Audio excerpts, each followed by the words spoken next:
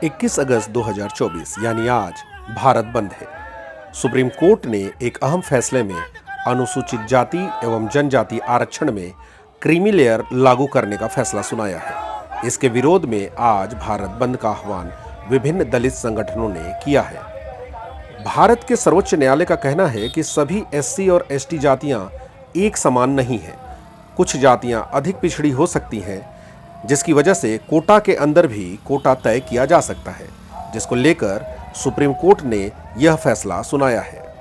Supreme court के मुताबिक अब राज्य सरकारों को भी एससी एसटी आरक्षण का वर्गीकरण करने अर्थात क्लासिफिकेशन करने का अधिकार होगा, जबकि इससे पहले इन मामलों में केवल केंद्र सरकार को ही दखल देने का अधिकार था।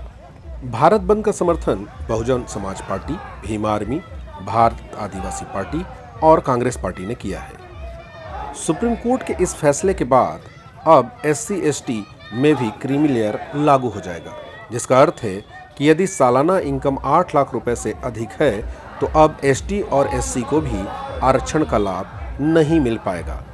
पहले यह क्रीमी लेयर केवल ओबीसी आरक्षण में लागू था। सुप्रीम कोर्ट के इस फैसले के बाद भारत में मत बटे हुए हैं, जहां एक और कुछ बुद्धिजीवी वर्ग इस फैसले को स्वागत योग्य कदम बताते हैं और उनका मानना है कि एसटी एससी वर्ग में जो गरीब और वंचित वर्ग है उन्हें अब आरक्षण का लाभ मिलेगा, जो कि एक स्वागत योग्य कदम है। वहीं दूसरी ओर दलित संगठन और दलित विचारकों का कहना है कि यह एक प्रकार से उनके आरक्षण पर हमला है। वे बताते हैं कि बहुत सी सरकारी नौकरियां हैं जिनमें अप्लाई करने से पहले आपको न्यूनतम अहर्ताओं को पूरा करना होता है। दलित चिंतकों का मानना है आज भी एसटी एससी वर्ग अपनी मूलभूत सुविधाओं के लिए संघर्ष कर रहा है। अब ये न्यूनतम अहर्ता गरीब तबके के वर्ग पूरी ही नहीं कर पाएंगे, जिससे ज़्यादातर पद खाली रह जाएंगे। एक उदाहरण देते हुए वे बताते हैं कि जब तक आप नेट क्वालिफाइड नहीं होंगे या पीएचडी नहीं होंगे, आप किसी भी असिस्टेंट प्रोफेसर के पद में अप्लाई ही नहीं कर पाएंगे। तो यदि क्रीमी लेयर लागू हो जाता है तो गरीब वर्ग कहाँ से पीएचडी करेगा, जबकि उसकी स्कूली शिक्षा भी पूरी नहीं हो पाती है। उनका मानना है कि ऐसे कई सरकारी नौकरी हैं जिनमें न्यूनतम अहर्ता पूरा न करने की वजह से ज़्यादातर पद रिक्त रह जाएंगे। इसलिए सुप्रीम कोर्ट को इस फैसले पर पुनर्विचार करना चाहिए या सरकार इस फैसले को विधेयक ला करके बदले, ये उनकी मांग है। जो दृश्य आप देख रहे हैं, यह दृश्य है उत्तरी छत्तीसगढ़ के सरगुजा संभाग के जिला मुख्यालय अंबिकापुर का। यह 5वीं अनुसूची का क्षेत्र है। अगर यहाँ पर आप देखें तो वास्तव में आदिवासी, एसटी एससी, दलितों की स्थिति अत्यंत दयनीय है। यहाँ पर भूमाफिया सक्रिय हैं।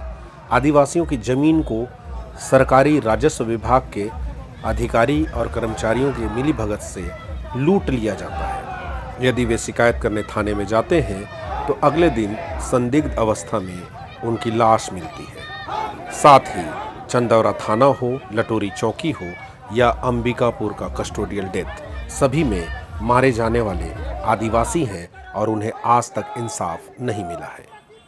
पुलिस अभिरक्षा में हुई इन मौतों को ले या आदिवासियों की जमीन को फर्जीवाड़े तरीके से लूटने का मामला, इन सभी में राजस्व अधिकारी, थानेदार, विधायक, मंत्री या सांसद आदिवासी ही रहे हैं और पीड़ित भी आदिवासी रहे, लेकिन उन्हें इंसाफ नहीं मिला।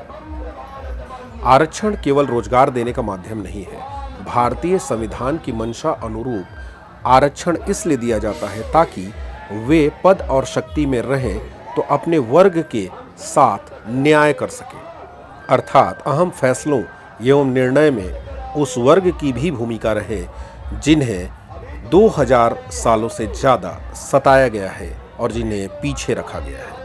परंतु 5वीं अनुसूची के इस क्षेत्र में जिसका दृश्य आप देख रहे हैं, मैंने आज तक नहीं देखा है कि किसी भी पार्टी का कोई भी आदिवासी नेता हो वो अपने वर्ग को इंसाफ दिलाने के लिए कार्य किया हो।